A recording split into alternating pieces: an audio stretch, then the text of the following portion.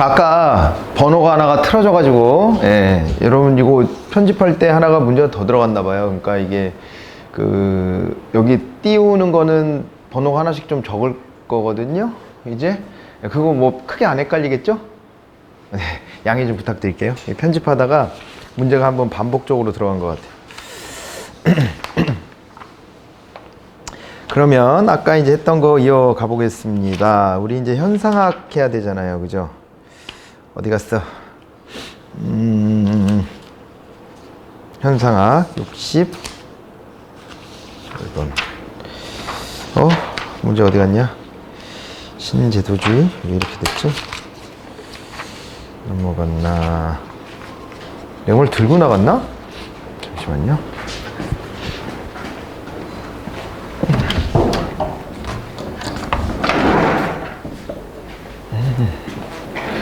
헷갈렸구나.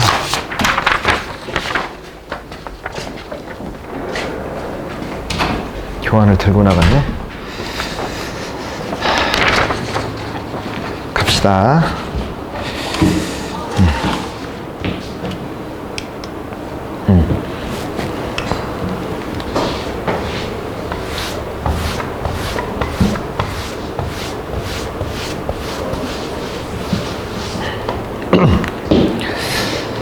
자, 이어가 보겠습니다. 자, 우리 이제 63번 현상학에 관련된 문제를 좀 이제 풀어봐야 되겠습니다. 이 현상학이라고 하는 게, 어떻게 보면은 사회과학인데, 사회과학 안에서 자꾸 개별적인 개인 한 사람 한 사람에 주목하는 경향성이 막 생겨나요. 그러니까 우리가 사회과학이다 그럴 때 앞에 사회라는 말이 뭐예요, 원래 개념이? 뭘 사회라고 하죠? 뭐가 사회예요? 사회. 사회는 기본적으로요, 복수의 구성원이라고 개념 정의가 돼요. 그러면 혼자 있으면 사회예요, 아니에요? 아니잖아요. 혼자 있으면 개인이야. 둘 이상 있어야 사회라고요. 둘 이상 있어야 사회인데, 이 사회과학이라고 하는 연구는 사회에서 벌어지는 현상에 대한 연구를 하는 거란 말이에요. 그럼에도 불구하고 자꾸 이 연구가, 야, 사람 한 사람을 좀 존중해, 한 사람 한 사람의 가치가 얼마나 소중한데, 그런 얘기를 하고 있으면 약간 좀 어색하잖아. 그런 거는 사람의 존재, 가치 이런 거를 연구하는 건요, 사회과학 분야에서 원래 하던 게 아니고 인문학에서 하는 연구예요. 인문학에서. 그런데 이 사회과학에도, 특히 행정학에도 그런 경향성들이 막 스며들어와요. 한 사람 한 사람의 가치를 중시하는 거. 그러니까 기존에 행정 행태론이 가졌던 연구의 한계를 뭐를 지적하는 거냐면, 야, 행태론이 사람 한 사람의 행동들을 관찰은 해. 미시적으로 이렇게 접근했잖아요. 맞잖아요? 그런데 그렇게 접근해 놓고 결국에는 비슷한 조건 속에서 사람들이 하는 그 선택에 유사성이 있다는 걸 보여주고 싶은 거잖아요, 행정 행태론이. 그래서 그 유사성들을 뽑아 다 모아서, 야, 이렇게 공통점 있는 것을 이제 행동이 아니라 행태라고 부르자. 그런 거잖아요. 행태, behavior라고 하는 것은 복수형이죠? 행위, 그것은 단수형이에요. 그러니까 이제 복수형으로 가가지고, 복수형으로 가서 행정 행태라고 하는 거, 요거를 이제 연구할 때는 사람들은 이런 법칙성을 가지고 움직여, 이런 말을 하고 싶었던 거란 말이에요. 근데 이걸 이제 비판하는 이론가들 입장에서 보면, 아니, 인간 한 사람 한 사람이 다 다른데 어떻게 이거를 갖다가 법칙성 안에 그 사람들 다 묶으려고 하냐, 너무한 거 아니야? 이렇게 된 거예요. 그리고 그렇게 집단 속에 사람들을 묶어놓다 보면 그 사람의 가치 같은 것들이 다소간 좀 훼손될 수밖에 없는 것 아닐까? 라는 고민에 빠진 거죠. 그래갖고요, 비슷한 경향들이 있는 애들이 있는데, 자, 이제 한번 봐볼게요. 여러분 있잖아요, 뭐 이제 현상학 얘기도 했지만, 현상학이 이제 이런 걸 담는 거죠. 현상학 안에서 보면 여기에요, 행위 이론이라는 게 담기거든요. 그러니까 우리 사회의 현상에 대해서 보겠다는 거잖아요. 피나미난이라는 단어가 있잖아. 발음이 그지 같지만, 예, 그 단어야 그냥 이게. 그러니까 우리가 학문의 이름 자체가요. 그러니까 이게 이제 그 현상, 우리 눈앞에 보이는 현상들을 제대로 들여다봐야 돼 라고 하는 이름을 달고 있는데, 이 얘기는 뭐냐면은 그 전에 있었던 행정 행태론이 이 현상을 제대로 설명 못해 라고 말하고 싶은 거거든요. 그러면서 그 현상을 들여다볼 때 각자의 행위들은 다 다르지 않아? 라고 보는 게 행위론이에요. 행태 이론이 아니라 행위 이론이라고. 행태론은 behaviorism인데 영어로 하면, 행위 이론은요 액션 티어리예요 그냥. 그래서 한 사람 한 사람의 선택 하나하나에 주목해보자 라고 하는 이런 현상이, 이런 이제 경향이 벌어지게 됐고, 그 다음에 또 유사하게 볼 수 있는 게 이제 구성주의 같은 것도 나타나요. 구성주의 경향이다라고 하면 이게 구조주의하고 좀 대비되는 건데, 구조주의는 어떤 틀이 딱 정해져 있어. 틀이 정해져 있으면 인간들은 어떻게 행동해요? 그 틀 안에서 행동하는 거예요. 그렇지 않아요? 그런데 구성주의는 인간들 스스로가 요소 하나하나를 새롭게 조합해낸다, 이런 개념이 되는 거예요. 하나하나를 새롭게 조합해낸다, 이 개념이라고. 이게 그렇게 되면서 이 구성해 나가는 거죠. 말 그대로 우리가 어떤 그 모습들, 우리 눈앞에 펼쳐지는 그 모습들을 하나하나 만들어내는 거예요. 구성해내는 거라고. 이런 게 있고, 그 다음에 또요,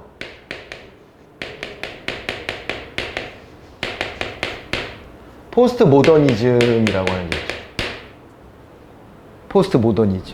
포스트 모더니즘 그러면은요, 얘도 좀 비슷한 성향이 있는 게, 이게요 모더니즘에서 벗어나자는 거예요. 모더니즘에서 탈하자는 거죠.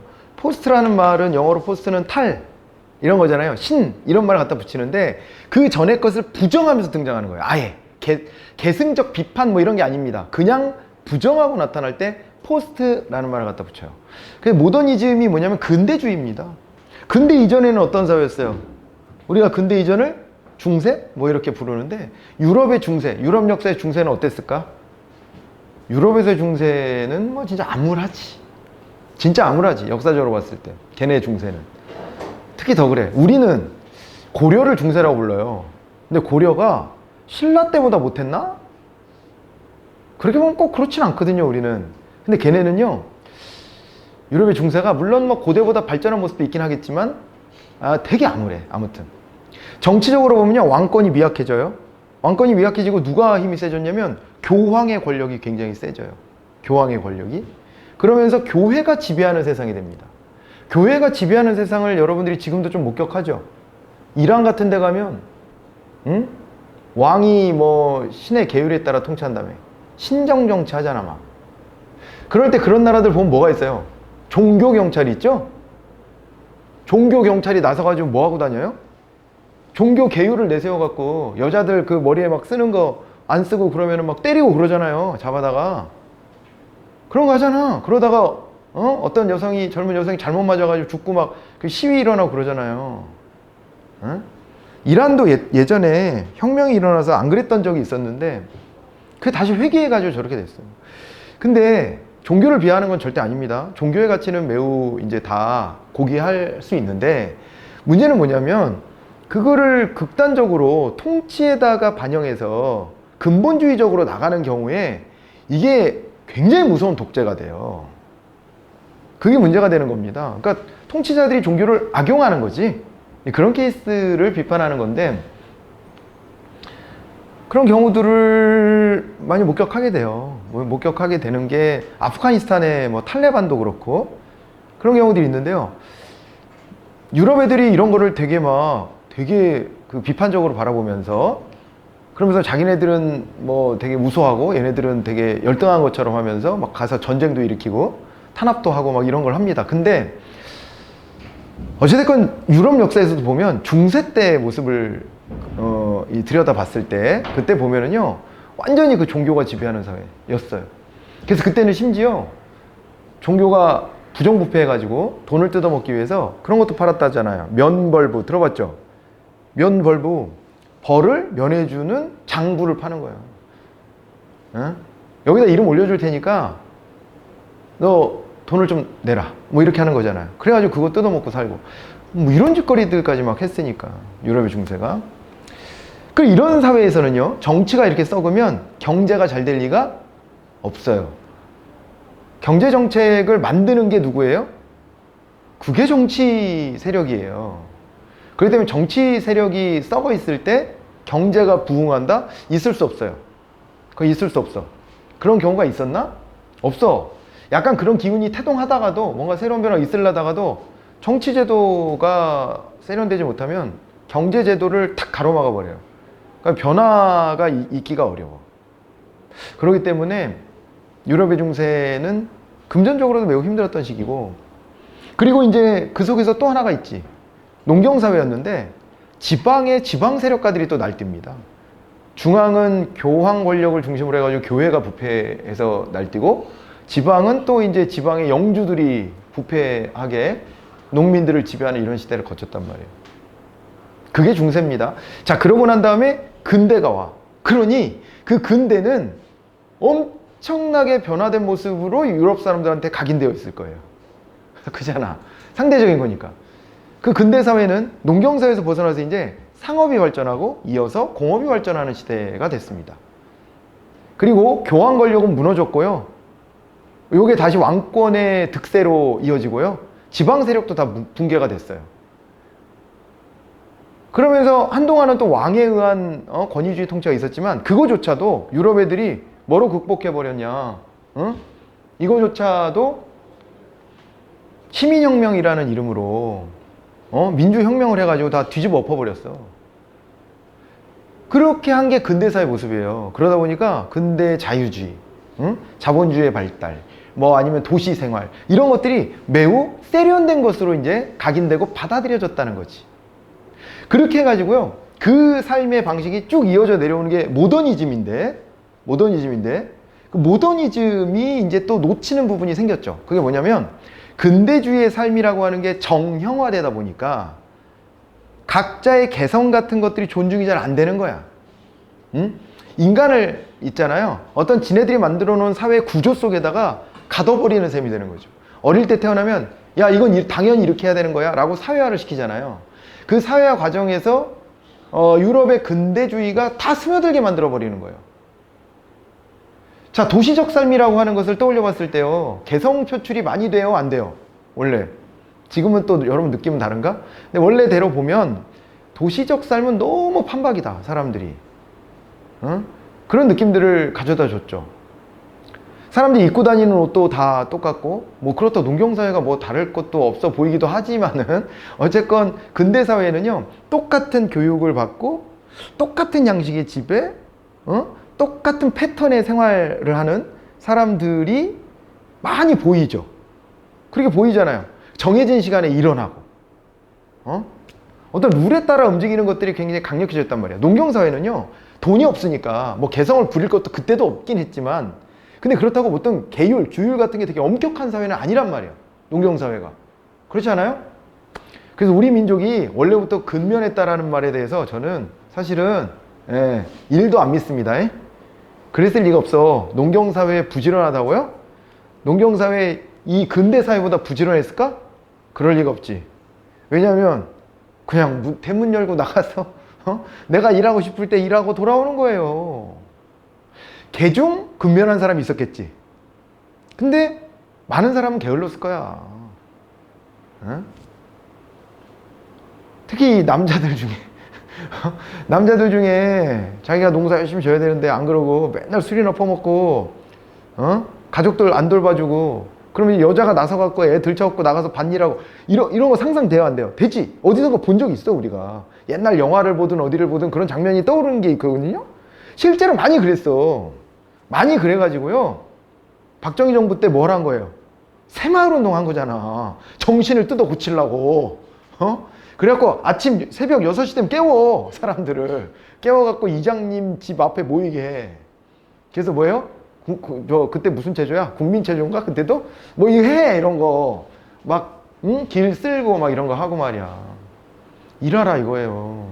아침에 자빠져 자지 말고 그러라는 거야. 정해진 그 루틴대로 움직이라는 거지. 그래서 옛날에 그 말도 있었대잖아. 남자애들이 군대 갔다 와야 사람 된다. 이걸 엄마들이 계속 얘기했던 건데, 그게 뭐냐면 군대 가면 시간관념이 생긴다는 거래요. 그게 저도 예전 어른한테 들은 거야. 시간관념이 없다는 거야, 농경사회는. 해가 떴네? 이런 거 있잖아. 해가 지네? 이런 거지. 정확한 시간관념이 없는데, 군대 가면 군대도 6시 깨우잖아요. 6시 깨워서 밥을 먹여. 그 시간을 분 단위로 쪼개갖고 이렇게 생활하게 한단 말이야, 패턴을. 그런 걸 배워오는 거래. 그래서 옛날에 사람 된다라고 했대요. 근데 지금은 사람 된다라는 말이 글쎄, 군대 안 가도 다 그렇게 살았잖아, 어릴 때부터. 뭐 그런 규칙적인 삶에 대해서 군대 가서 새롭게 배울 건 사실은 없지. 지금은 그게 왜곡돼서 그래서 군대 가서 불합리함을 보고도 인내하는 법을 배우는 걸로 엄마들이 쓰는 것 같았어. 제가 군대 갈 때쯤에는 그렇게 쓰는 것 같았어. 가서 참을 줄도 알고 말이야. 인내하는 법을 배우고 와라. 뭐 그런 얘기를 했었거든요. 왜곡된 거야. 이게요. 어찌됐건 근대가 그런 사회예요. 근대가. 그러니까 농경사회의 그 불규칙적이고, 농경사회 그 자율적이고, 농경사회 그 뭐라 그럴까? 자기들이 알아서 그냥 스스로 알아서 생활해야 되는 그런 삶의 모습이 아니라, 이제는 정해져 있는 루틴을 따라서 사람들이 거기에 맞춰서 살아가는 게 모더니즘이야. 그러다 보니까 인간의 개성, 인간의 선택의 여지, 이런 것들이 다 소멸됐다라고 보고, 그거를 비판하면서 등장한 게 포스트 모더니즘이에요.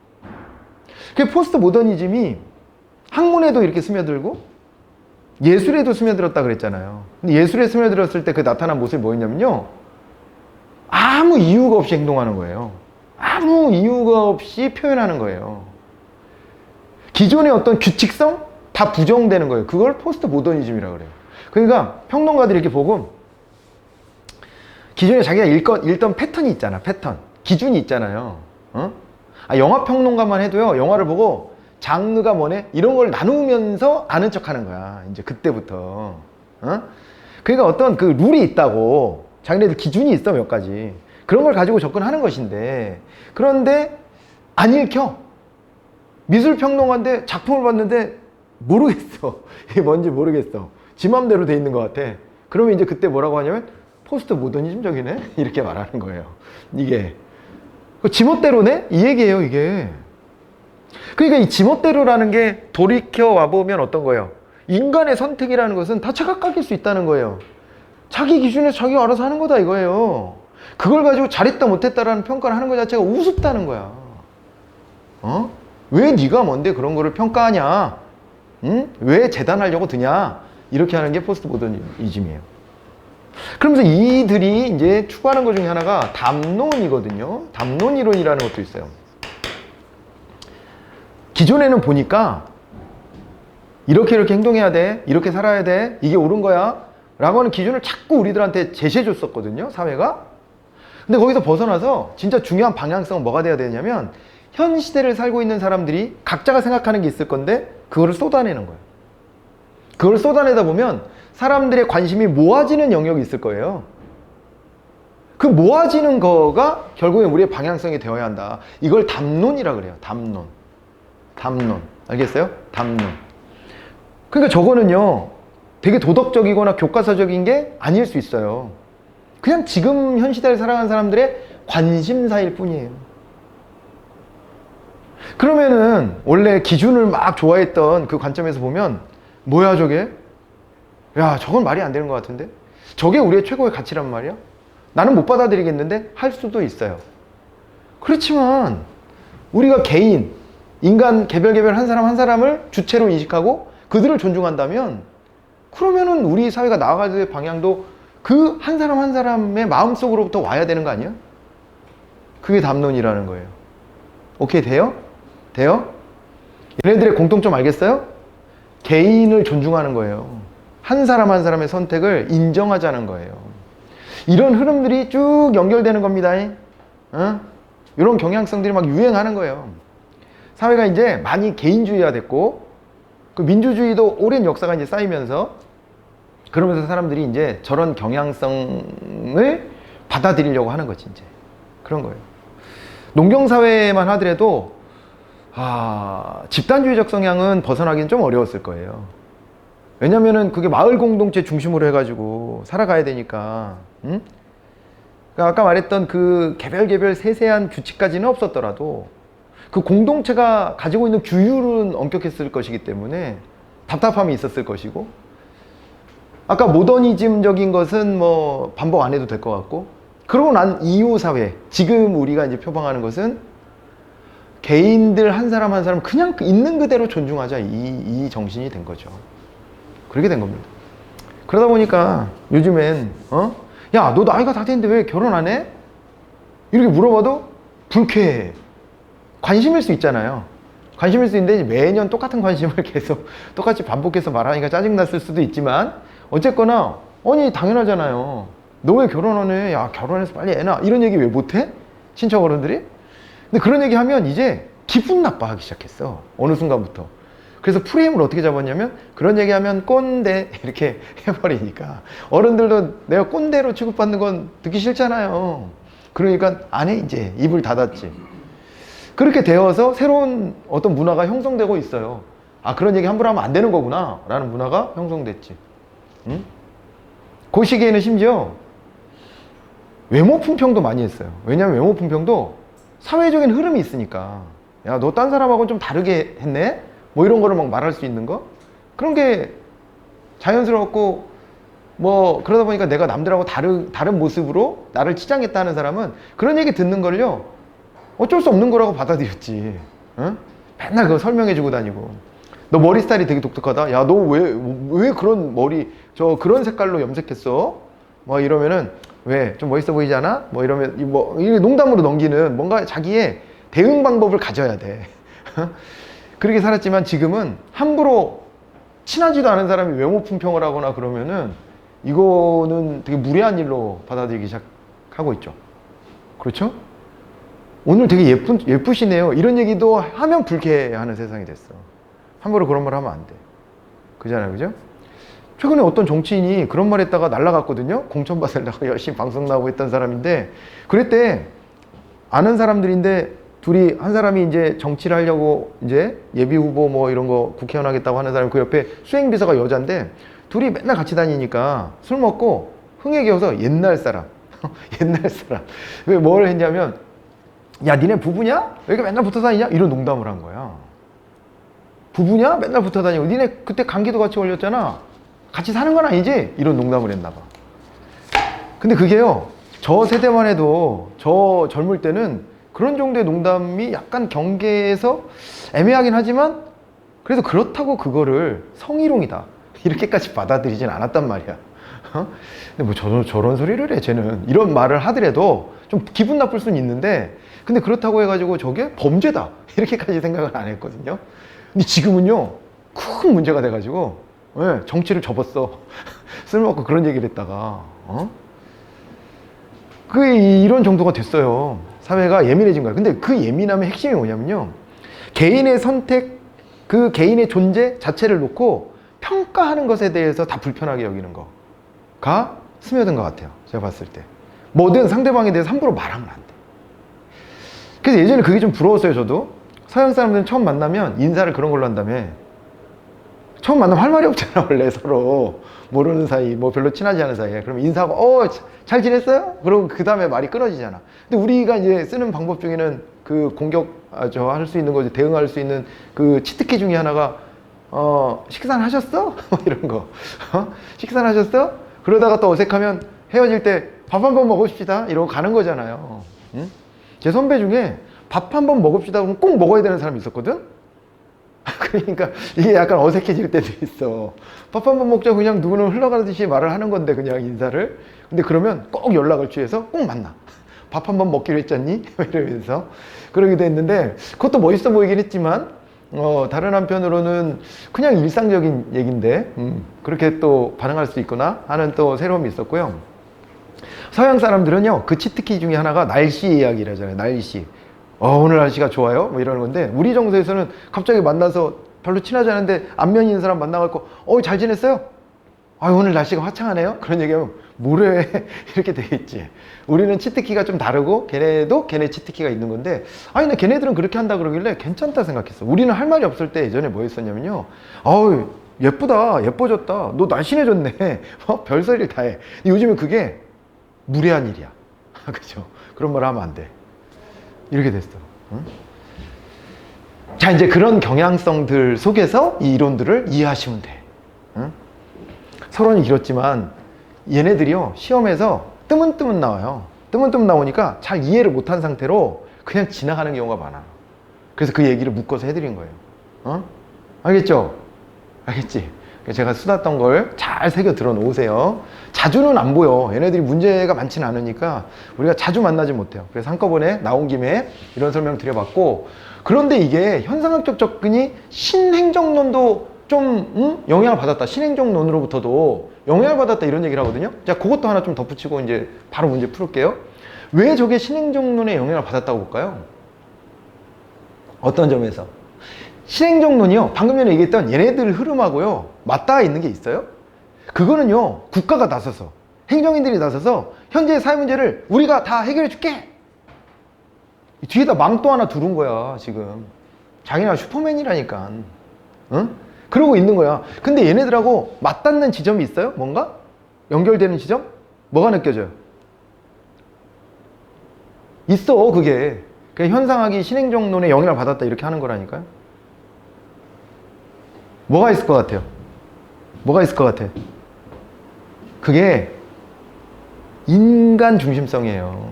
신행정론이 인간 중심성이다 받아들일 수 있어요? 그 사람들의 참여, 이 사람들을 위한 실천, 대응성의 강조, 그러다 극기하는 뭐예요? 결론적으로는 형평성이었잖아. 차별하지 말라는 거예요. 모든 인간은 다 소중하니까요. 다 존중되어져야 될 대상이에요. 그러니까 어떻게 하라고요? 형평성의 가치를 실현하라고요. 행정인들이 그걸 해야 된다고요. 그런 생각을 했잖아요. 그 인간 중심성이 연결되는 거예요. 문제에서 이제 그 유사성을 물어보면 그렇게 찾아내셔야 합니다. 반드시. 아셨죠? 그렇게 하시고 가볼까요? 적절하지 않은 걸 찾아봐라 그랬는데, 인간의 의도된 행위와 표출된 행위를 구별하고 관심 분야는 의도된 행위에 두어야 한다 그랬어요. 이렇게 했는데, 이건 어때요? 인간의 의도된 행위와 표출된 행위를 구별하고 관심 분야는 의도된 행위에 두어야 한다. 자, 그러니까요, 인간의 의도, 각자 개인 인간의 의도된 행위, 그런 게 있고요. 그 다음에 겉으로 드러난 행위를 구별하래요. 그리고 관심 분야 의도된 행위래. 이게 뭐랑 비교하면 딱 떠오르냐면, 저 애매하죠? 여러분들이 딱 봤을 때 어때요? 저 이해가 딱 와요? 저 표현이? 안 되죠? 그럴 때 이제 뭐 하라 그랬어? 비교 대상을 찾아내라 그랬어요. 얘네가 뭘 비판한 거라 그랬습니까? 얘네가 비판한 게 다름 아니라 뭐라 그랬어? 행태주의를 비판한 거라니까. 행태주의 비판 이론들이에요. 그럼 행태주의를 비판했으니까 행태주의랑 비교해 보면 되지 않을까? 그럼 행태주의는 관심 분야가 표출된 행위였을까? 맞아요? 저 맥락이면 그렇게 돼야 되잖아. 표출된 행위였을까? 동의돼요?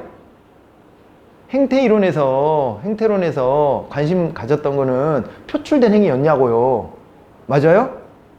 맞아? 와, 이거 느낌 와? 자, 그랬잖아요. 행정인들의 행동을 관찰했어. 관찰하고 어떻게 했어요? 거기에 공통점을 찾아내. 그게 행태라며. 그러면 그때는요, 그 사람이 왜 저런 행동했는지 의도에 관심이 있어요, 없어요? 의도에 관심이 없어. 그냥 단지 겉으로 드러난 표출된 행동을 보고 거기서 공통점을 찾아내려고 했다. 이게 행태이론이었다. 이거 아닙니까? 그렇게 되었던 거 아닙니까? 그래서 이 행태 이론에서는 분명히 관심 영역이 표출된 행위에 불과했다는 거예요. 그러니까 이거를 비판하면서 현상학에서는, 야, 그 표출된 행위 말고 의도가 뭐였는지 봐야 될 거 아니야. 그러니까 이게 인간의 행위는 표출된 행위만 있는 게 아니야. 의도된 행위라는 것도 있어. 그럴 때 여기서 우리가 중심 줘야 되는 것은 의도된 행위야. 그냥 겉으로 드러난 것만 가지고 피상적으로 이해해서는 안 돼. 이렇게 하는 거예요. 알겠죠? 자, 그래서 이거 맞는 얘기가 되고요. 조직 내외에 있는 인간들은 자신의 행위나 다른 사람의 행위에 의미를 부여함으로써 조직을 설계한다. 여기도 의미부여라는 말이 핵심이에요. 의미부여. 그 행태 이론은 의미 같은 거에 신경을 안 썼다는 거예요. 근데 여기는 의미가 중요하다는 거예요. 사람이니까요. 우리가 동물하고 다른 건 어때요? 행동에 의미 부여를 하는 거예요, 실제. 진짜 그게 사람이 다른 동물하고의 구별되는 지점 아니겠습니까? 어떤 행동에 의미가 있다는 거? 응? 동물들은 본능에 의해서만 행동을 하잖아요. 우리도 본능에 의해서 행동할 때가 있어요. 근데 본능에 의해서만 행동할 때는 좀 부끄러움이 찾아오죠. 그러지 않나? 그러잖아. 그 본능에 의한 행위는 자꾸 감추려고 하는 게 있어요. 그렇잖아. 사람들이 화장실 가서 하는 행동들, 이런 걸 남들한테 보여주고 싶어요? 안 보여주고 싶어요? 안 보여주고 싶어 하잖아요. 문명화되면 될수록 더 그렇잖아요. 그리고 사람들이 애정행각 펼치는 거, 글쎄 모르겠네, 이거는. 거꾸로 또 오히려 개방성이 생겨서 가벼운 스킨십 같은 건 뭐 남들이 있어도 신경 안 쓰는 경우도 있지만, 그렇지만 아무튼 그런 것도 내밀한 영역으로 해서, 그죠? 그런 것들을 누구에게 막 보여주고 하는 개념이라고 생각하진 않아. 원래가, 기준이. 또 인간 본능에 관련된 게 뭐가 있나? 내가 잠자는 모습, 입 벌리고 코 골면서 자는 모습을 누구한테 보여주고 싶어요? 별로 그것도 그러고 싶지 않잖아. 그렇지 않나? 되게 신뢰관계가 쌓여야 그런 걸 같이 하는 거 아니야? 서로? 그러잖아요. 또 본능이 뭐가 있어? 먹는 것도요. 먹는 건 안 보여줄 순 없잖아.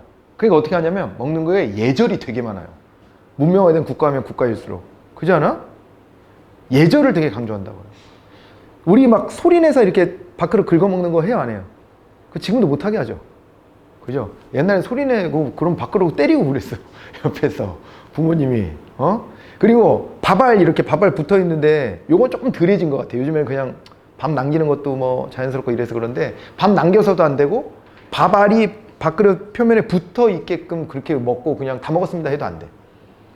그리고 어른하고 같이 있는데 어른이 숟가락을 안 들었는데 먼저 막 먹고 있어도 안 돼. 뭐 이런 거 예절이잖아요. 그리고 먹다가 막 입을 안 가리고 막 말해서 막 뭐가 튀어도 안 되고 예절이 많아. 이게 그게 바로 뭐냐면은 요게 본능에 해당되는 행동들은요 자꾸 뭔가 그래도 감추려고 하는 거예요. 뭐라도 감추려고 하는 거야. 혼자 먹을 때는 그런 거 신경 안 쓰잖아요. 그냥 혼자 먹을 때는 예절이고 나발이고 뭐 그런 게 어딨어, 그죠?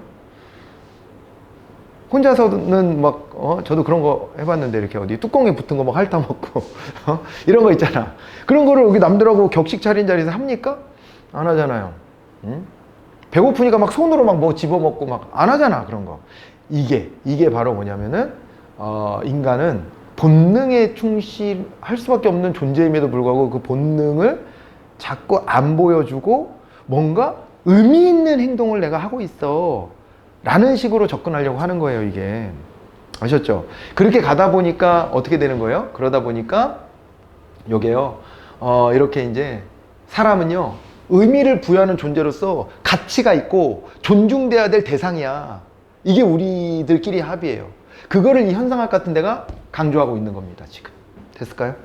자, 그리고 3번 객관적 존재의 서술을 위해서는 현상을 분해하여 분석할 필요가 있다 그랬는데 현상을 분해하여 객관적 존재의 서술을 위해서는 현상을 분해하여 분석한다 라고 했는데 이 현상을 분해해 가지고 세밀화해서 보면 의도 같은 것들을 읽어내는데 용이해요? 어려워요? 용이할까 어려울까? 그런 부분들이 좀 어려워질 수가 있어요.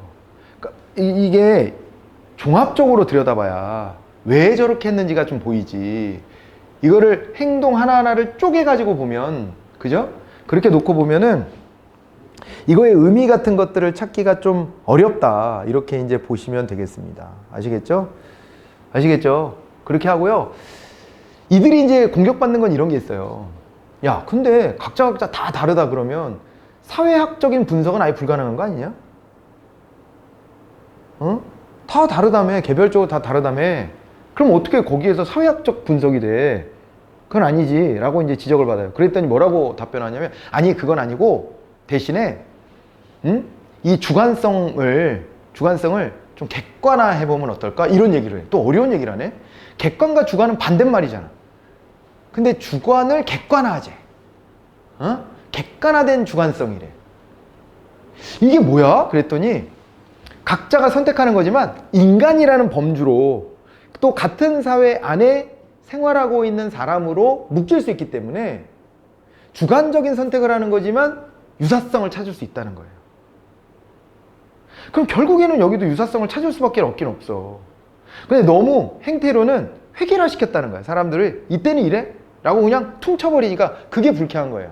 그래서 개별의 그 의도를 가지고 한 의미를 부여한 그 행동들을 잘 살펴봐야 되는데, 그런데 그렇다고 해서 각자가 다 동떨어지게 행동할 거냐? 그건 아닐 거다. 이들이 같은 사회 속에 살고 있고 또 똑같은 인간이기 때문에. 그래서 이거를 간주관성, 상호주관성이라고 설명해요. 주관성을 객관화하는 거야. 아, 어렵다. 그지? 예. 그래서요, 4번. 조직의 중요성은 겉으로 드러난 구조성이 있는 것이 아니라 그 안에 있는 가치, 의미 등 행동이 있다. 다 그 맥락이에요. 보니까. 그래갖고 답은 3번이 된 겁니다. 알겠죠? 일단은요, 객관적 존재의 서술이라고 하는 표현 자체가 좀 불편할 수 있어요. 여기서는. 예. 그게 좀 불편할 수 있고, 그래서 현상을 분해하여 이해하자라고 하는 게, 이제 저렇게 객관적 존재의 서술을 위해서 쓰이면 안 돼. 저렇게 하려면은, 이제 이것이 각자의 어떤 그 의미 부여라고 하는 측면, 각자의 어떤 존재 가치라고 하는 측면이 왜곡될 수 있기 때문에. 알겠죠? 그래서 이제 그 주관성에, 치중을 하고, 근데 그 주관성도 뭐여야 된다? 이것이 상호주관성이어야 된다. 간주관성이어야 된다. 이렇게 보시면 되겠습니다. 자, 여기까지 이렇게 해서 정리를 마쳤습니다. 자, 그리고 이제 넘어가서 보시면 이제 신제도주의예요. 이제 단원이 좀 바뀌었습니다. 테마가. 테마 13. 신제도주의로 들어가 보도록 하겠습니다. 신제도주의도 이것도 행태 이론에 대한 비판론이었어요. 맞아요? 네. 여러분 있잖아요. 자, 보실까요? 우리가 행정 행태론이 있었습니다. 행정 행태론이 있는데 이 행태론을 비판하는 이론들이 많아요. 여러 이론들이요, 지금. 이거에 대한 이제 비판 이론들이에요. 워낙 저게 출중했기 때문에 비판 이론도 많을 수밖에 없는데, 그걸 이제 우리가 어떻게 봤냐면, 일단은 후기 행태주의가 있었고요. 여기에다 이제 신행정론을 같이 붙여서 얘기했죠. 요 얘기를 했고, 신행정론에서 이렇게 파급되어서 영향을 받아서 현상학이 있다. 현상학이 이거에 영향만 받은 건 아니지만 현상학을 얘기했고, 요 안에서 또 행위이론을 같이 얘기해요. 그러면서 여기에 이제 덧붙인 것이 플러스 알파들이 있습니다. 이제 그 정도만 쓸게요. 이렇게 되고, 그 다음에 또 하나가 뭐가 있냐면요, 신제도주의잖아요. 이거 빼놓을 수 없죠. 맥락은 많이 달라요. 지금 얘기했던 것들하고는. 앞선 문제를 제가 되게 길게 해설을 해드렸는데, 한꺼번에 묶어갖고 다 그냥 항추에 이론 정리하시라고 길게 해드렸는데요. 아무튼 이제 그런 경향성인지 뭔지는 알겠죠. 그런 경향성과 신제도주의는요, 경향성이 한참 달라. 신제도주의는. 왜냐면 여기는요, 제도가 인간의 행위를 제약한다가 기본 전제예요. 그렇기 때문에 아까 말했던 얘기들처럼 인간은 존엄하고 말이야, 각자가 인간이 선택하는 것들은 다 존중돼야 되고 말이지, 이런 얘기 하는 거랑은 좀 달라. 결이 많이 달라요. 어쩔 수 없이 인간은 사회적 존재이고, 사회적 존재로서의 인간은 제도의 영향을 받을 수밖에 없다. 그 사회가 만들어 놓은 제도의 틀에 갇혀서 생활할 수밖에 없다. 그래서 사람들의 행동을 바꿔내려면 제도를 바꿔야 된다. 그 사람 하나하나를 바꾸려고 하다가는 끝도 없다. 해결 방법이 안 나타난다. 그러니까 어떻게 해야 된다? 무조건 그 제도를 개선해내야 된다. 이런 얘기를 하는 게 신제도주의예요. 근데 이 신제도주의가 있다는 것은 구제도주의도 있다는 얘기였잖아요. 기억하시죠? 구제도주의하고 신제도주의의 차이점은 제도의 범위에 있었어요. 구제도주의는 제도를 공식적인 법령, 그 다음에 공식적인 통치기구, 이런 것들 정도로만 접근했다라고 한다면, 신제도주의는요, 다양하게 우리가 만들어 놓은 모든 어떤 기준 같은 것들을 다 제도라는 식으로 인식하는 거예요. 그렇죠? 그렇게 인식하면서 접근을 합니다. 그래서요, 자, 한번 볼게요. 이제 신제도주의에 대한 설명을 옳은 것은 요거를 통해서 한번 이 제도주의에 대해서 이해를 한번 도모해 보죠. 비공식적인 제도나 규범까지도 넓은 의미의 제도로 규정을 하고 있다. 이렇게 얘기를 했어요. 방금 전에 설명했던 바로 그 얘기네요. 그러니까 이건 구제도주의랑의 비교예요. 구제도주의가 공식적인 법령, 공식적인 통치 기구 정도만을 관심의 영역으로 놓고 봤다면, 그런 것들만을 제도라고 인식하는 태도가 있었다라고 한다면, 여기에 있는 이 신제도주의는 비공식적인 제도나 규범까지도 넓은 의미에서 이것이 다 제도야 라고 말하는 거라는 거예요. 됐을까요? 네. 자, 그래서 1번이 바로 답이 됐어요. 그럼 나머지가 이제 틀린 얘기들일 텐데 뭐가 틀렸는지를 이제 공부하면 신제도주의에 대한 이해가 좀 더 깊어지겠죠? 행태주의적인 접근을 지지하냐? 아니잖아요. 이 비판하는 거라니까요. 이 비판 이론이었고, 그 다음에 이 안에 분파가 한 3가지가 나눠지죠. 홀이라는 학자가 요거를 3가지 정도로 이렇게 나눴어요. 정치학자들이 제도주의에 접근하는 경향이 있었거든요. 정치학자들이 접근하는 경향을 뭐라고 이름 붙였냐면 역사적 신제도주의라고 했고요. 그 다음에 경제학자들이 접근하는 방식을 놓고서는 요거는 이제 합리적 선택 신제도주의 그랬단 말이에요. 합리적 선택 신제도주의 이렇게 했고, 그 다음에는요 사회학자들이 또 이제 제도주의에 대한 접근을 했단 말이에요. 그럴 때 사회학적 개념에서는요 사회학적 신제도주의 이렇게 명명했습니다. 홀이라는 학자가요. 네, 그래서 이 3개의 분파가 있다 라고 받으시면 될 텐데, 그 중에서 역사적 신제도주의에 대해서 물어봅니다. 역사적 신제도주의는 분석 수준 면에서 방법론적 개체주의 입장이냐? 아닙니다. 이 방법론적 개체주의 입장은요 누가 취하는 거냐면 합리적 선택 신제도주의가 그래요. 이건 앞에서 문제 풀을 때요 제가 힌트를 하나 드려놓은 게 있어요. 어떤 힌트를 드렸었느냐? 에? 어떤 힌트를 드렸었느냐? 여러분 있잖아요. 우리가 방법론적 개체주의라고 말할 수 있는 게 큰 흐름에서 보면 2가지다. 2가지. 그랬었는데. 하나가 경제학이다. 그랬었어요. 경제학은요, 한 사람 한 사람을요, 합리적 경제인이라고 규정하잖아요? 합리적이라는 얘기는 여기서 뭘 의미하는 거냐면은, 합리적이라는 게 자기 이익을 극대화하려고 노력한다. 이걸 합리적이라고 불러요. 이 합리적인 경제인들이 뭘 하냐면은 자기 이익의 극대화를 위해서 개별적으로 자기만의 선택을 하는 겁니다. 근데 그것이 사회 전체적으로 모여지면 사회의 효율성을 극대화하더라. 이게 애덤 스미스로부터 출발한 경제학의 기본 관점이에요. 그러니까 이거는 방법론적 개체주의죠. 한 사람 한 사람의 합리적 선택들이 모여져서 사회 전체의 효율성을 극대화할 수 있다. 이렇게 보는 거니까. 맞아요?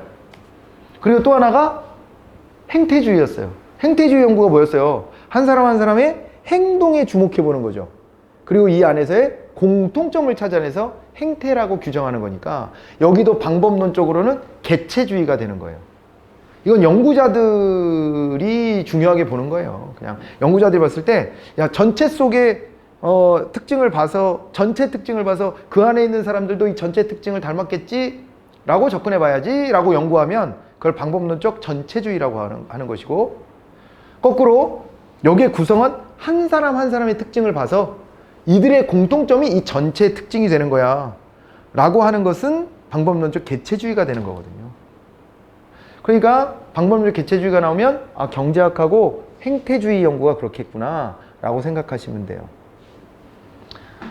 역사적 신제도주의는 정치학의 베이스를 두고 있잖아요. 정치학의 베이스를 두고서 보면은 저 방법론적 전체주의에 가까워요.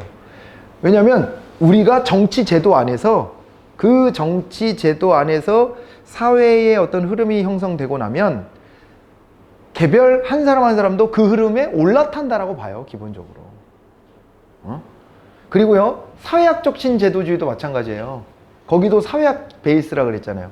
사회학에서도 이렇게 봅니다. 우리들이 만들어 놓은 국가 정치 제도가 아니더라도 우리가 사회생활하면서 우리들끼리 만들어 놓은 규율이 있으면 사람들이 거기에 편승해서 갈 수밖에 없지.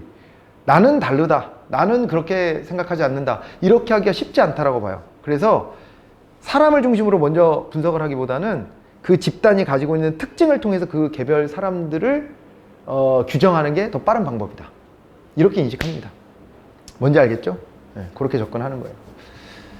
이해가 됐을까요, 이게? 네. 자, 그래서 합력 선택 신제도주의가 경제학 베이스니까 얘만 방법론적 개체주의겠다. 이렇게 봐두시고, 사회학적 신제도주의는 다양한 요인들이 결합되는 역사적 우연성과 맥락을 중시한다 그랬는데, 이거는 사회학적 신제도주의가 아니라 이게 역사적 신제도주의죠.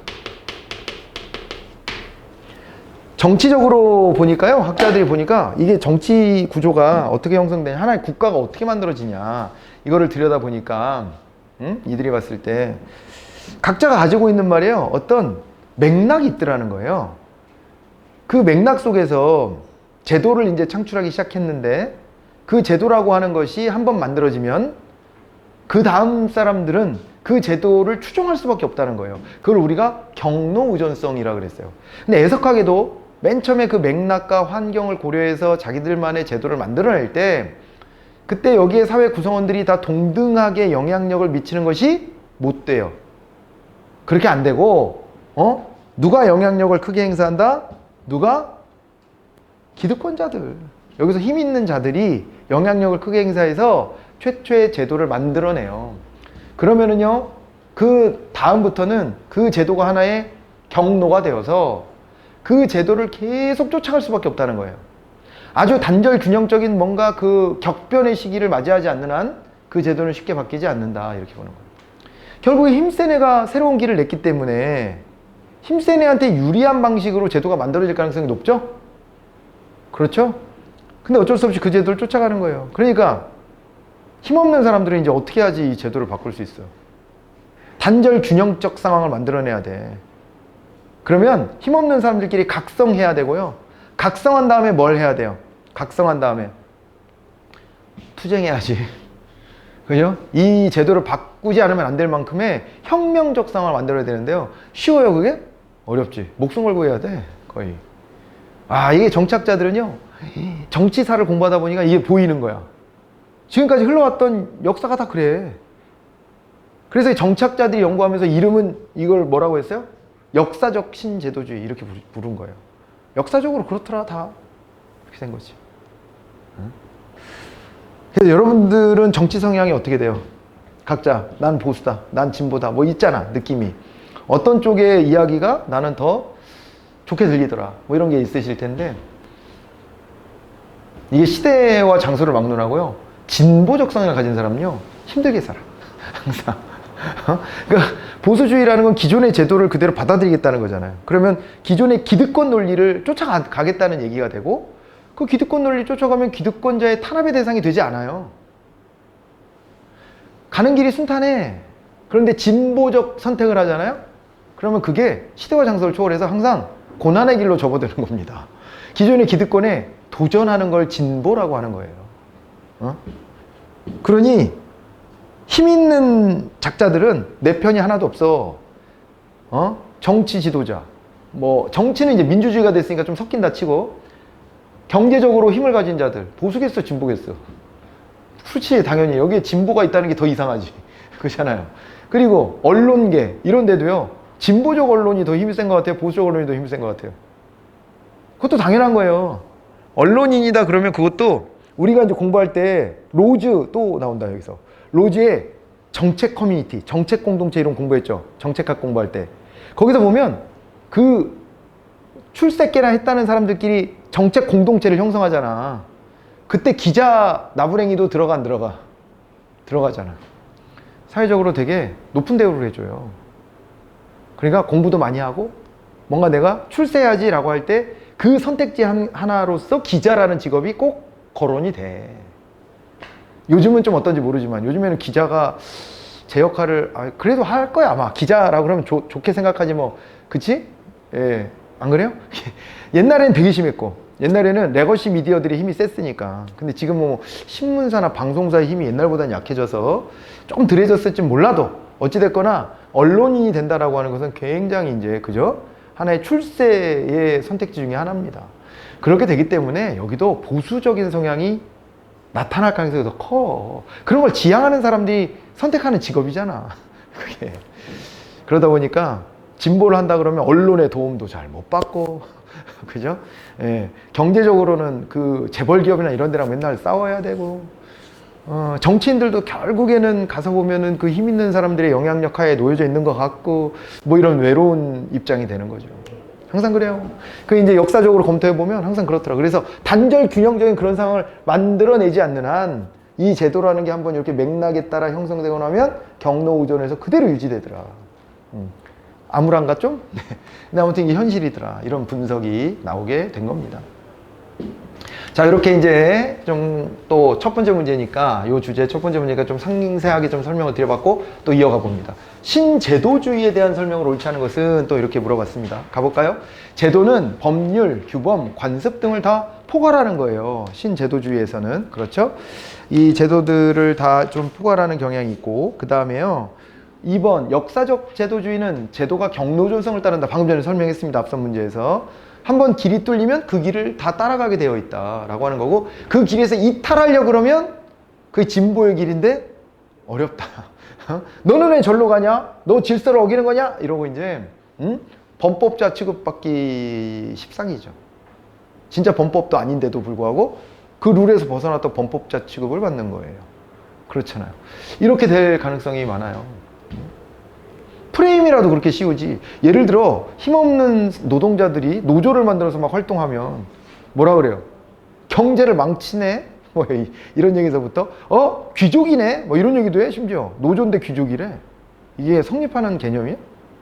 귀족 노조.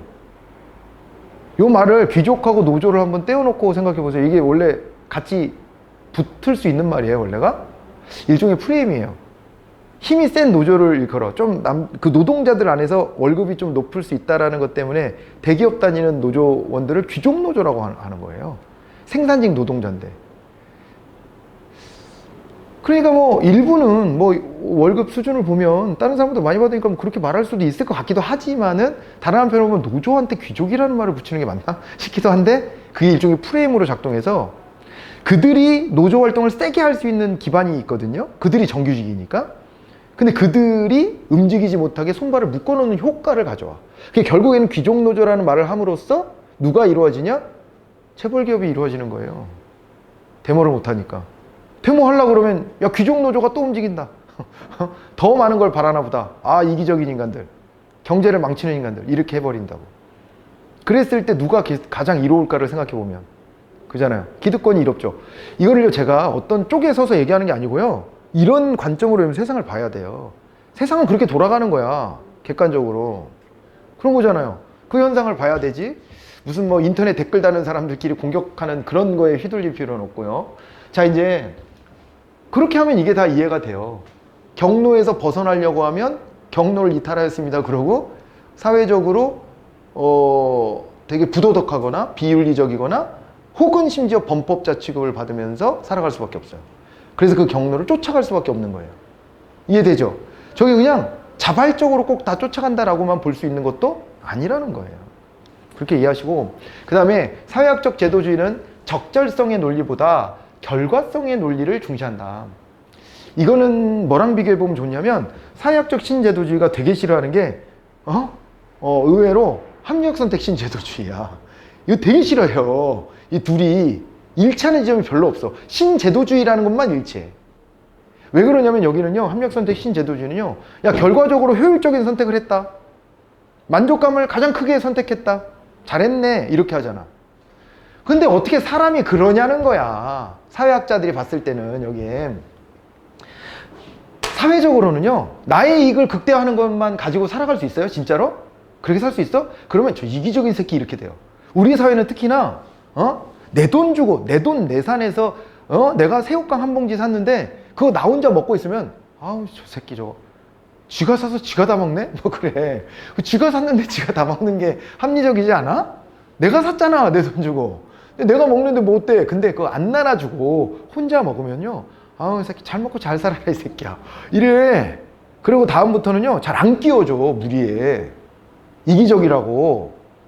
근데 합리적인 측면으로만 놓고 보면 내가 낸 만큼 내가 소비하는 게 맞잖아요. 아니, 요즘에 심지어 더치페이가 확산됐음에도 불구하고 먹는 거 안 나눠주면 되게 안 입고 와. 그렇지 않아요? 그래서 우리 보통 친구끼리 먹으러 가면 각자 먹을 거를 시키는 것도 아니잖아. 너는 뭐 시키고 너는 뭐 시키고 너는 뭐 시키고 각자 그냥 너 뭐 먹을래? 이렇게 해서 하는 경우도 물론 있지만 어떤 경우에는 야 여러 개 시켜서 같이 나눠 먹자 이렇게 하잖아. 이것도 먹어보고 싶고 저것도 먹어보고 싶고 그리고 그게 좀 정이 느껴져. 서로 막 뭘 나눠주는 것 같기도 하고. 그래서 그 문화가 남아있는 거예요. 여러 개 시켜놓고 나눠 먹고. 그래서 가운데 놔주세요 그래가지고 그러잖아요. 어디 놔드릴까요? 꼭 물어보잖아 와서. 그러면 여기 가운데 놔주세요 그거는 이렇게 하는 문화가 있잖아요. 이게 우리 사회의 정서이고요. 우리의 사회성이 그래요. 서양 애들은 또 좀 다르지. 근데 걔네도 걔네 나름의 또 불합리한 면들이 있어. 걔네라 그래서 다 합리적으로만 하는 게 아니야. 우리도 이제 우리가 합리적으로 하는 게 있고 안 합리적으로 하는 것도 있고 이런 건데 그 잔재가 남아있잖아요. 그런 걸 보면은요 적절성의 논리를 따라가는 거예요. 나는 지금 혼자 중국집 갔는데 그냥 짜장면 한 그릇 온전히 먹고 싶어. 그게 나한테는 만족감이 제일 커. 그렇지만 옆에 있는 사람이 야 우리 짜장면도 하나 시키고 짬뽕도 하나 시키고 탕수육도 하나 시켜서 조금씩 덜어 먹으면 어때? 라고 했을 때 사회성의 측면에서 보면 그래요. 예, 그게 좋겠네. 이렇게 하는 게 사회성이 있는 사람이지. 싫어요. 저는 온전히 저의 짜장면을 1그릇을 저 혼자 하고 싶습니다. 이렇게 말하면 뭐야 저 새끼 재수없게 해. 뭐야 저 새끼는 아 진짜 사회생활 그지같이 하네. 이렇게 된단 말이야. 그럼 어떻게 그렇게 하냐는 거야. 결과성의 논리만 어떻게 가냐고. 안 된다고. 안 되는데 왜 된대. 그래서 되게 싫어하는 거예요. 합리적선택 신제도주의를. 말도 안 되는 소리 한다고. 응? 됩니까 이거? 3번 이해가 돼요? 그렇게 봐두자고요. 그럼 틀렸네? 이거는 거꾸로 써놨으니까. 네, 틀렸어.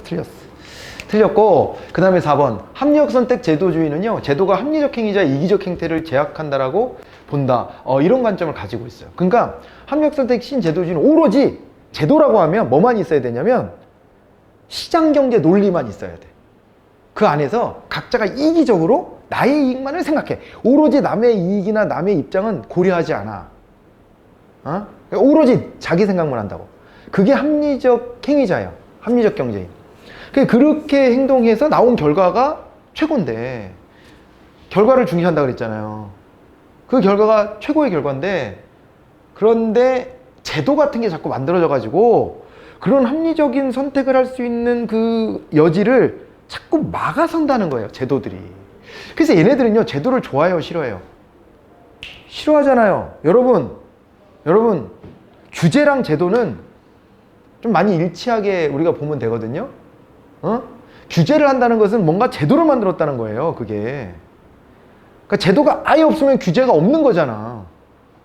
제도와 규제를 일치시켜 놓고 보세요. 우리나라에도요 규제개혁이란 말을 쓰고 있습니다.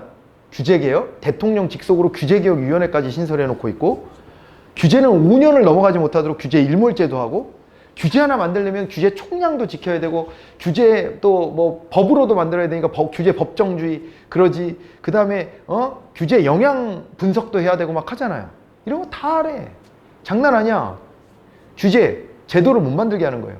근데 이게 뭐의 이데올로기랑 많이 닮아 있냐면 신자유주의, 보수주의 이쪽하고 맞닿아 있는 거예요.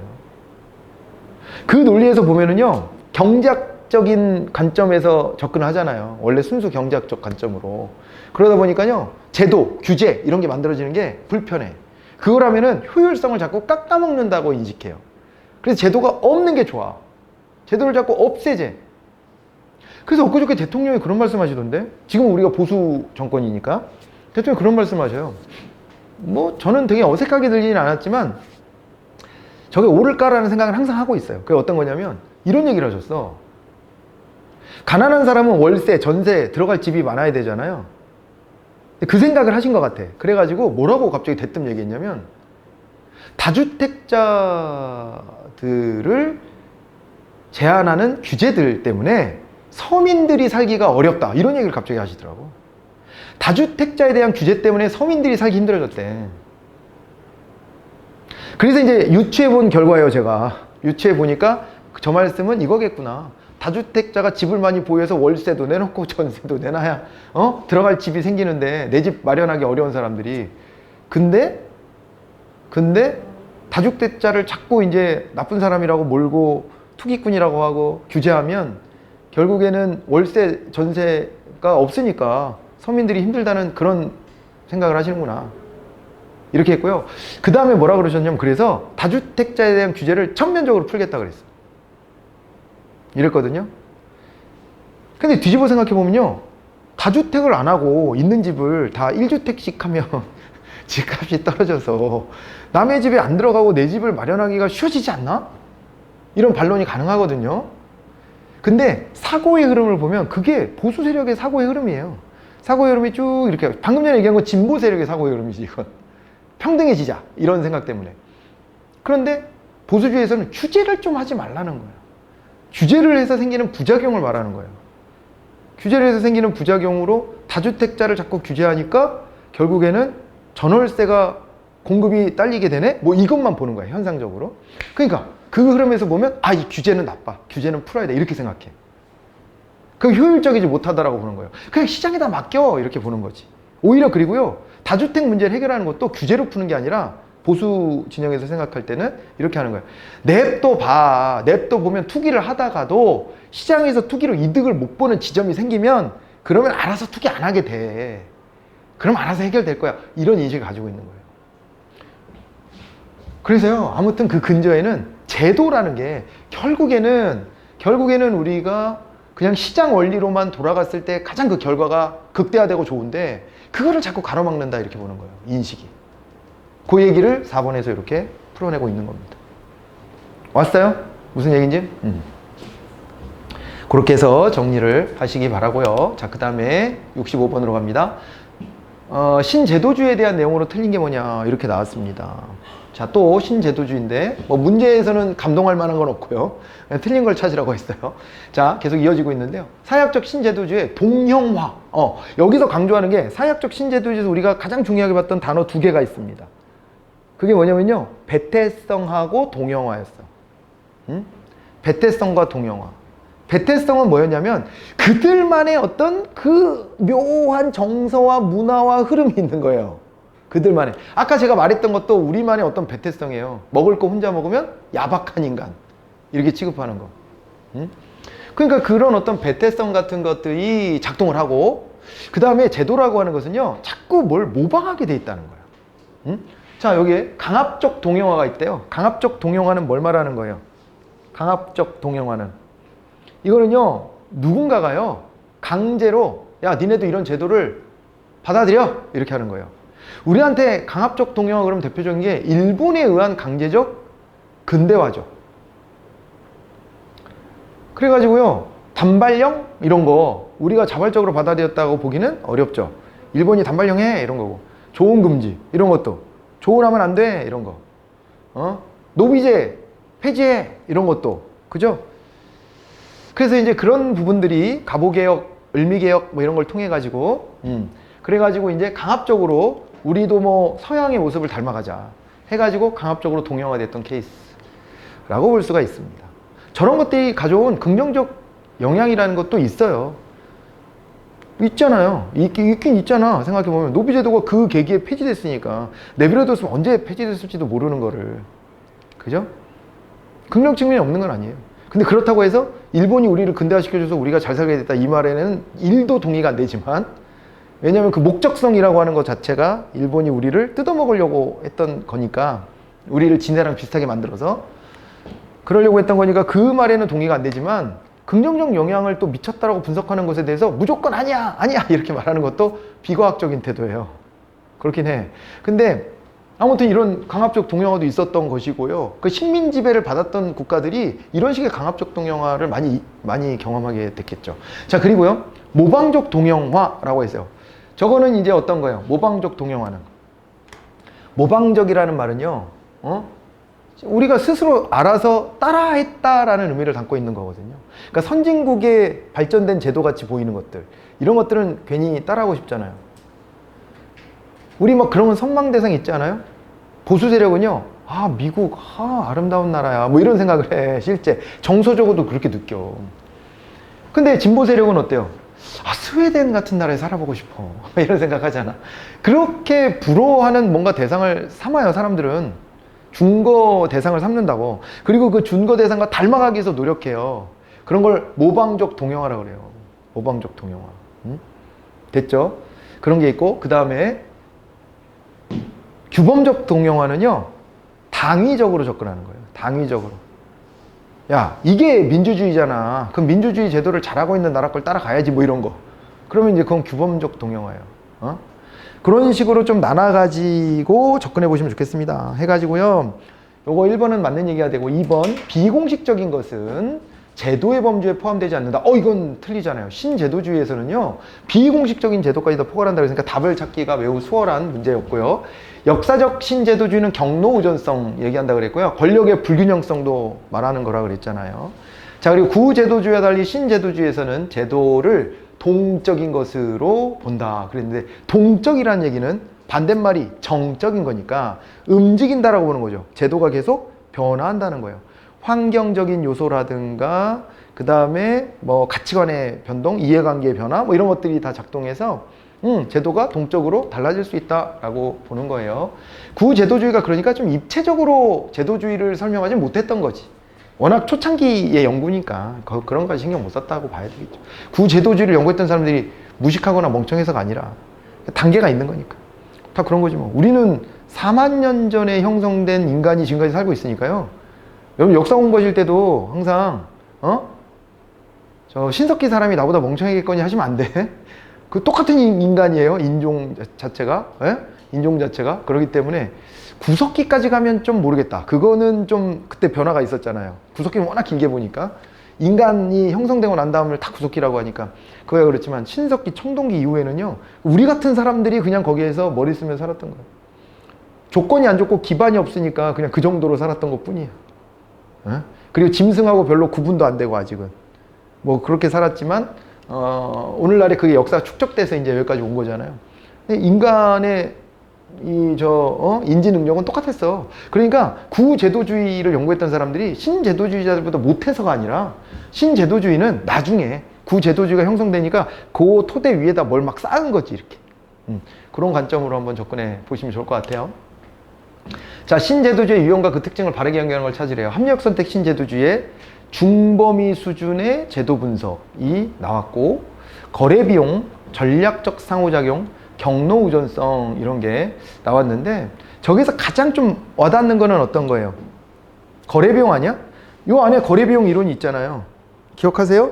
여기 합리적선택 신제도주의에 해당되는 게 공공선택론, 거래비용 이론, 주인대리인 모형 뭐 이런 거요. 공공재 이론 이런 것들이잖아요. 그러니까 이제 그게 제일 와닿고, 역사적 제도주의에서는 역시나 경로우전성이죠. 경로우전성. 예, 이렇게 되고, 사회학적 제도주의에서는 동형화. 이거니까 2번이 가장 좀 맞겠구나. 이렇게 좀 봐두시면은 되겠습니다. 아시겠죠? 자, 이제 그렇게 봐두시고요. 그리고 여기에서 좀 낯선 게 있다면 중범위 수준 제도 분석인데, 저게 어디에서 주로 많이 얘기가 되냐면요, 그 역사적 신제도주의 있죠. 여기서 그 얘기가 많이 돼요. 왜냐면 국가 단위를 봐야 되잖아요. 근데 국가 단위를 보는데 각자의 맥락성이 있다라고는 얘기는 하지만, 그 맥락성이 있다는 것을 가지고서 전부 다 개별로 또 연구를 하기에는 한계가 있으니까 유사한 어떤 성향을 가진 데들을 이게 묶는 거예요. 그걸 이제 중범위 이론이라 하잖아요. 그런 접근을 했습니다. 그래가지고요, 예, 그거는 역사적 제도주의로 좀 이렇게 나눠서 보시고, 다 맞게 돼 있는 것은 2번이 다 맞게 연결돼 있다. 이렇게 보시면 되겠습니다. 그 다음에 역사적 신제도주의의 특징으로 옳지 않은 게 뭐냐 이렇게 되어 있는데, 우리 뭐 시간이 많이 갔으니까 잠깐 끊었다가 가보도록 하겠습니다. 예, 66번까지 정리를 하고 67번부터 이제 이어가 보도록 할게요. 쉬었다 오세요.